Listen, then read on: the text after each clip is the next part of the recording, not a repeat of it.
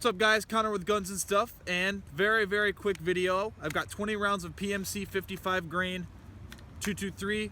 I just put my ACOG on my Colt. This is like the first 50 rounds I put through it. I'm gonna shoot some steel, make some noise. I have a review of this optic coming. Be sure to check out our other videos.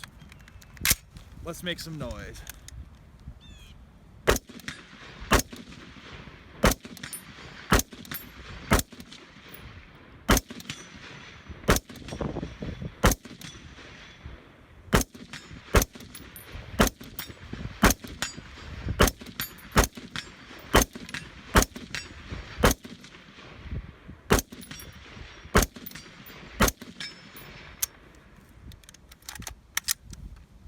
Thank you guys.